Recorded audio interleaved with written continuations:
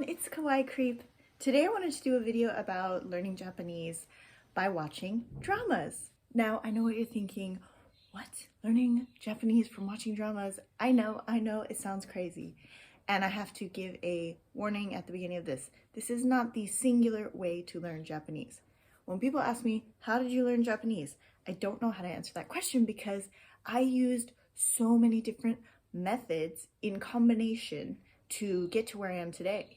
But I have to say, one of the most effective methods for my speaking and listening skill was watching dramas. Now, a drama is not going to teach you grammar, it's not going to teach you kanji, and it's not going to give you an exact definition, but what it does do is it puts phrases and words into context for you that makes them easy to remember. And as my Japanese teacher, Saito sensei, used to say, in Japanese, context is everything. And that is why I find watching dramas to be super effective. Now you can say the same for anime, but I have to say that because anime is very fictitious and over-exaggerated and dramatic, they don't always speak in a way that is reflective of true life. So you can still learn some things from anime, but it might not be as useful in day-to-day conversation. It might be more silly and ridiculous. If you're just a beginner, the best way to learn from watching dramas is simply to watch. Don't spend too much time thinking about it, put the subtitles on, and just try to pick out words and try to make some associations with what you hear. You can also, while you're watching, hear them say a phrase and repeat it back. Just speak out loud, it doesn't matter. Nobody's watching, and if they are, then don't worry about it. We live in a world where it's not that easy to make friends. Everybody is isolated and you probably don't have a Japanese friend to practice with. So why not just pretend that the characters in the drama are your friends? But really, it is an excellent way to practice. You can hear the phrase and repeat it out loud to yourself a few times until you feel comfortable saying it. And since you have the subtitles on, it will give you a good idea of what exactly you're saying. And since you're watching the drama, it will give you a good idea of what context to use that in. Now, if you're more of an intermediate learner and you already have a good grasp of grammar and a good solid vocabulary happening, this is what I recommend to you. I spent a lot of time watching dramas with a notebook. I would write the phrase down phonetically, what I was hearing, and I would use Google Translate to translate the word. Now, I know what you're thinking, Google Translate is not always accurate, blah, blah, blah, blah, blah. But because I was already intermediate and because I already had some idea of what they were saying, because I already understood some of the language, and because I had the context of watching the show and seeing what was happening, I could deduce what word they were saying just phonetically. So in this column, I would phonetically write what I was hearing, and then I would stick it in the dictionary and get an English translation. And then on this side, I would write the kanji. So then I would have this 3-column system going on. And from there, I made flashcards. So on the one side, I would have, oh, actually, let me show them to you. So on the one side, I'll have the kanji. This is tanin, other person.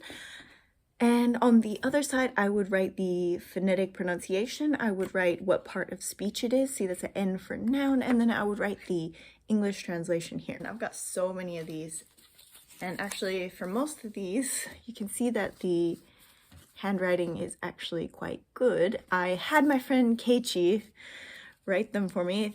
Keiichi, arigatou gozaimasu. So I went from listening to the drama, writing down the word, looking up its meaning, writing the kanji, creating a flashcard to go with it.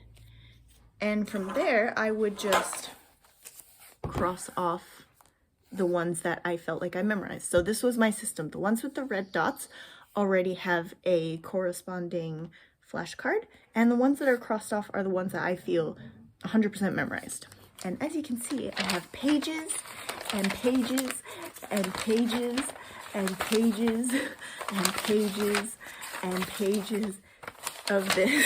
It goes on and on and on and on. And the reason I did it so much is because I found it was really effective for me, for my speaking and listening, and then I could turn it into a reading and writing exercise. And from there, if you really want to progress, I would say watch the same drama again and turn off the subtitles. Then you're really working on your listening skill because you already know what's happening in the storyline in your head.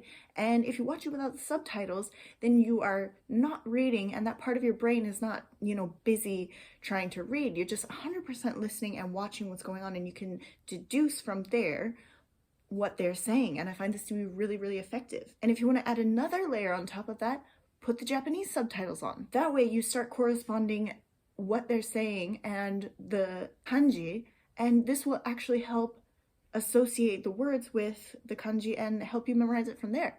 So this isn't a foolproof method, and as I said, if you are worried that your translation might be off, please ask a native speaker or someone who is fluent in the language to make sure that you're getting the right definition, because you do not want to accidentally memorize something incorrectly.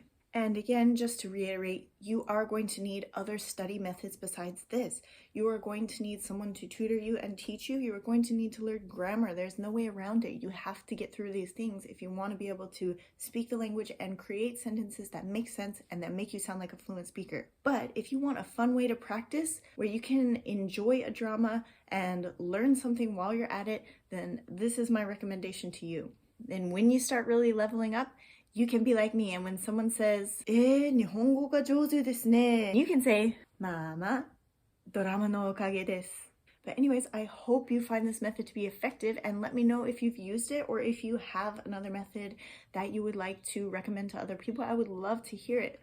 But for now, that is this video. I hope you guys enjoy it, and I'm putting some links down below for my socials. And also, if you want to join Drama Club, I have created a Discord. If you click on the Discord link, you can find this is an invitation to my drama club. I have created a schedule for the rest of the year outlining what dramas I'm going to be watching and when. And if you would like to come along and watch some dramas with me, then click on the Discord link below. Find yourself entered into my drama club. Thank you guys so much for watching, and I'll see you in the next one. Bye!